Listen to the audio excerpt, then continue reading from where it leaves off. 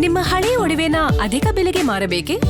ಅಟಿಕಾಗೆ ಕಾಲ್ ಮಾಡಿ 8880 Attica gold company. Srinivas ಗುರುಜಿ, ನೀವು ಈಗಾಗಲೇ ಗಮನಿಸ್ತಾ ಇದ್ರಿ, ಶಕ್ತಿ ಅಂತ ಬಂದಾಗ ಆದಿಶಕ್ತಿ ದೇವತೆ ಮೂಕಾಂಬಿಕೆ, ಅದ್ರ ಜೊತೆಗೆ ವಿದ್ಯಾಭ್ಯಾಸ ಮಾಡಬೇಕು, ವಿದ್ಯಾರಂಭ ಮಾಡಬೇಕು ಅಂದ್ರೆ ಅಲ್ಲಿಗೆ ಹೋಗ್ತಾರೆ ಭಕ್ತರು. ಮೂಕಾಂಬಿಕೆಯ ಮಹಾತ್ಮೆಯ ಬಗ್ಗೆ ನೀವು ಹೇಳೋದಾದ್ರೆ, ನೀವು ತಿಳ್ಕೊಂಡಂಗೆ, ನಿಮಗೆ ಗೊತ್ತಿರೋಂಗೆ, ನಿಮಗೆ ನಿಮ್ಮ ಅನುಭವಕ್ಕೆ ಬಂದಂಗೆ ದೇವಿ ಮಹಾತ್ಮೆ ಬಗ್ಗೆ ತಿಳಿಸ್ಕೊಡೋದಾದ್ರೆ.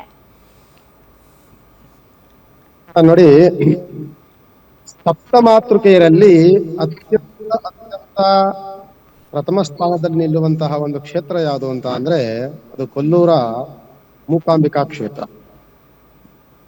ಮೂಕಾಂಬಿಕಾ ಕ್ಷೇತ್ರದಲ್ಲಿ ಭಕ್ತಿಗೆ ಸಮರ್ಪಣೆಗೆ ಜಾಗವಿದೆಯೇ ಹೊರತು ಆಡಂಬರಗಳಿಗೆ ಜಾಗ ಇಲ್ಲ. ನಾವು ವಿಶೇಷವಾಗಿ ನಾವು ತಿಳ್ಕೊಳ್ಬೇಕಾಗ್ತದೆ. ನಮ್ಮಲ್ಲಿ ಏನಾಗ್ಬಿಟ್ಟಿದೆ ಅಂತಂದ್ರೆ, ಹಿತ್ತಲದ ಗಿಡ ಮದ್ದಲ್ಲ ನಮಗೆ. ನಾವು ಬೆಟ್ಟ ಗುಡ್ಡ ಹತ್ತಿ ಹೊರಗಡೆ ಓಡಾಡ್ಕೊಂಬಂದ್ರೆ ನಮ್ಗೆ ಮದ್ದು. ನಮ್ಮ ರಾಜ್ಯದಲ್ಲಿರುವಂತಹ ಇಂಥ ಅತ್ಯಂತ ಪಾವಿತ್ರತೆಯ ಕ್ಷೇತ್ರ, ಅತ್ಯಂತ ಜನಗಳಿಗೆ ಹತ್ತಿರವಾಗುವಂತಹ ಕ್ಷೇತ್ರ, ಮತ್ತೆ ಇಷ್ಟಾರ್ಥಗಳು ಸಿದ್ಧಿಯಾಗುವಂತಹ ಒಂದು ಕ್ಷೇತ್ರವನ್ನ ನಾವು ಬಿಟ್ಟು ಹೊರ ಪ್ರಪಂಚದಲ್ಲಿ ಸುತ್ತುತ್ತಿರ್ತೀವಿ. ಆದ್ರೆ ನಮ್ಮಲ್ಲೇ ಇದೆ, ನಾವು ಅದನ್ನ ಉಪಯೋಗಿಸ್ಕೊಳ್ತಾ ಇಲ್ಲ. ಸಪ್ತ ಮಾತೃಕೆಯರಲ್ಲಿ ಮೂಕಾಂಬಿಕಾ ಕ್ಷೇತ್ರ ಅತ್ಯಂತ ಮೊದಲ ಸ್ಥಾನವನ್ನ ಪಡೆಯುತ್ತೆ. ದಾನಾದಿಗಳನ್ನ ಮಾಡಬೇಕಾದ್ರೆ ಅಥವಾ ಏನಾದ್ರೂ ಒಂದು ಹರಕೆಯನ್ನ ಇಟ್ಕೊಳ್ಬೇಕಾದ್ರೆ ಪ್ರತಿಯೊಂದರಲ್ಲೂ ಸಹ ಸಿದ್ಧಿಯನ್ನ ಸಮರ್ಪಣೆಯನ್ನ ಮಾಡುವುದಕ್ಕೋಸ್ಕರವಾಗಿಯೂ ಸಹ, ಜೊತೆಯಲ್ಲಿ ಇಷ್ಟಾರ್ಥಗಳು ಸಿದ್ಧಿ ಆಗ್ಲಿಕ್ಕೆ ಅತ್ಯಂತ ಪಾವಿತ್ರತೆಯ ಕ್ಷೇತ್ರ ನಮ್ಮ ಕೊಲ್ಲೂರ ಮೂಕಾಂಬಿಕಾ ಕ್ಷೇತ್ರ. ನೀವು ನೋಡ್ಬೋದು, ಆಗ್ಲೇ ನಮ್ಗೆ ಗಣ್ಯರೆಲ್ಲೂ ಸಹ ಹೇಳ್ತಾ ಇದ್ರು, ಮುಖ್ಯವಾಗಿ ಕಾರ್ಯಗಳು ಸಿದ್ಧಿ ಆಗ್ಬೇಕು ಅಂತ ಅಂದ್ರೆ ನಾನು ಅಂದುಕೊಂಡಂತಹ, ನಾನು ಇಟ್ಟಂತಹ ಈಗಿನ ಕೆಲಸ ಕೈಂಕರ್ಯಗಳು ಯಾವುದೇ ವಿಧವಾದಂತಹ ಅಡೆತಡೆಗಳು ಆಗದೆ ಸುಸೂತ್ರವಾಗಿ ನಡಿಬೇಕು ಅಂತ ಅಂದಾಗ ನಾವು ಮೊದಲು ಪ್ರಾರ್ಥನೆ ಮಾಡ್ಕೊಳ್ಳುವಂತದ್ರು ಮಾತೃರೂಪದಲ್ಲಿರುವಂತ ದೇವತೆಯನ್ನ. ಆ ಮಾತೃರೂಪದಲ್ಲಿರುವಂತ ದೇವತೆ ಯಾರು ಅಂತ ನಮಗೆ ಮೊದಲು ಕಾಣುತ್ತೆ ಅಂತಂದ್ರೆ ಕೊಲ್ಲೂರು ಕಾಣುತ್ತೆ ನಮಗೆ. ಕೊಲ್ಲೂರು ಮಹಿಮೆ ಹಾಗೆ ನಿಮಗೆ ಒಬ್ಬ ರಾಕ್ಷಸನಿಗೂ ಸಹ ಒಲಿಯುವಂತಹ ಒಂದು ದೇವತೆ, ಒಂದು ಕೆಟ್ಟದನ್ನ ಮರ್ದನ ಮಾಡುವಂತಹ ದೇವತೆ, ಜೊತೆಯಲ್ಲಿ ನೀವು ಯಾವುದೇ ಭಕ್ತರಿಗೆ ದಾಸರಾಗುವಂತ ದೇವತೆ. ಆದ್ದರಿಂದ ಈ ಕ್ಷೇತ್ರವನ್ನು ನಾವು ಏನು ಕಾಣಿಸ್ಕೊಳ್ತೀವಿ ಅಂತ ಅಂದ್ರೆ, ಅದಲ್ಲೂ ಸಹ ಬೀಜಾಕ್ಷರ ಮಂತ್ರಗಳಿಗೆ ಅತ್ಯಂತ ಮೊದಲನೇ ಸ್ಥಾನವನ್ನ ಪಡೆಯುತ್ತೆ ಕೊಲ್ಲೂರು. ಬೀಜಾಕ್ಷರಗಳ ಮೂಲ ಕ್ಷೇತ್ರ. ಮತ್ತೆ ಈ ರಾಜಕೀಯ ವ್ಯಕ್ತಿಗಳು ಅಂತಾನೆ ಅಲ್ಲ, ಸುಮಾರು ಒಂದು ಸ್ಥಾನಮಾನವನ್ನ ಗಳಿಸುವಂತಹ ಒಬ್ಬ ವ್ಯಕ್ತಿಗಳು, ನಾವು ಉನ್ನತವಾದಂತಹ ಸ್ಥಾನಾದಿಗಳನ್ನ ಅಲಂಕರಿಸುವಂತಹ ವ್ಯಕ್ತಿಗಳು ಯಾರೇ ಇದ್ರೂ ಸಹ ಆ ದೇವಿಗೆ ಒಂದು ಶರಣಾಗತಿಯನ್ನ ಕೊಡ್ತಾರೆ. ಜೊತೆಯಲ್ಲಿ ಅಲ್ಲಿ ಒಂದು ಪ್ರಾರ್ಥನೆ, ಒಂದು ಮೊರೆ ಹೋಗುವಂತಹ ಒಂದು ಪ್ರಕ್ರಿಯೆಗಳನ್ನ ತಿಳಿದಂತವ್ರು ಮಾಡ್ತಾರೆ.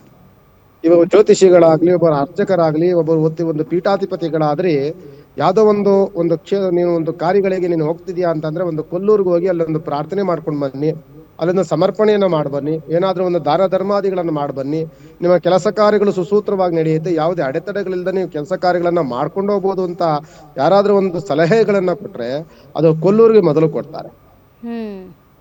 ಅಂತಹ ಒಂದು ಕೈಂಕರ್ಯವನ್ನ, ಅಂತಹ ಒಂದು ಇದನ್ ಮಾಡಿದಂಥವರು ನಮ್ಮ ಈಗಿನ ತಮಿಳುನಾಡು ಮುಖ್ಯಮಂತ್ರಿಗಳು. ಅಲ್ಲೂ ಸಹ ತಮಿಳುನಾಡಲ್ಲಿ, ಆಂಧ್ರ ಪ್ರದೇಶದಲ್ಲಿ ಎಲ್ಲ ಮುಖ್ಯಮಂತ್ರಿಗಳು ಸುಮಾರು ಕ್ಷೇತ್ರಗಳಿಗೆ ಭೇಟಿಯನ್ನು ಕೊಟ್ಟಿದ್ದಾರೆ. ನಮ್ಮ ರಾಜ್ಯದ ಮುಖ್ಯಮಂತ್ರಿಗಳು ಸಹ ಭೇಟಿಯನ್ನು ಕೊಟ್ಟಿರುವಂತಹ ಉದಾಹರಣೆಗಳು ತುಂಬಾ ಇದೆ. ಇದೊಂದು ಉತ್ತಮವಾದಂತಹ ಕ್ಷೇತ್ರ. ಆ ಕ್ಷೇತ್ರದ ಮಹಿಮೆ ಅತ್ಯಂತ ಅಪಾರವಾದಂಥದ್ದು. ಹೋದಾಗ ಇಷ್ಟಾರ್ಥಗಳಂತೂ ಸಿದ್ಧಿ ಆಗುತ್ತೆ.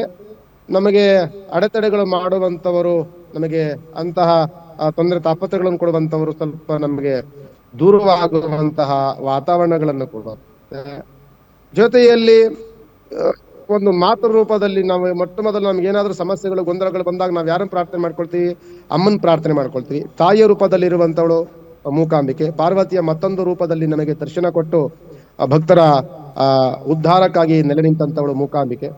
ಒಂದು ಕ್ಷೇತ್ರ ಮಹಿಮೆ ತುಂಬಾ ಚೆನ್ನಾಗಿರುತ್ತೆ. ನಾನು ನಿಮ್ಮ ವಾಹಿನಿ ಮುಖಾಂತರ, ಗ್ಯಾರಂಟಿ ನ್ಯೂಸ್ ವಾಹಿನಿ ಮುಖಾಂತರ ಹೇಳುವಂಥದ್ದು, ಎಲ್ಲೆಲ್ಲೋ ಬೆಟ್ಟ ಗುಡ್ಡಗಳನ್ನು ಹತ್ತಿ ಎಲ್ಲೆಲ್ಲೋ ನಾವು ಬೇರೆ ಬೇರೆ ಕ್ಷೇತ್ರಗಳ ಪ್ರಾರ್ಥನೆಗಳನ್ನು ಮಾಡ್ಕೊಳ್ತಿರ್ತೀವಿ. ನಮ್ಮ ರಾಜ್ಯದಲ್ಲಿರುವಂತಹ ಮೂಕಾಂಬಿಕಾ ಕ್ಷೇತ್ರ ಅತ್ಯಂತ ಪಾವಿತ್ರತೆಯ ಕ್ಷೇತ್ರ, ಇಷ್ಟಾರ್ಥಗಳು ಸಿದ್ಧಿಯಾಗುವಂತಹ ಕ್ಷೇತ್ರ, ಶತ್ರು ಮರ್ದನವಾಗುವಂತಹ ಕ್ಷೇತ್ರ.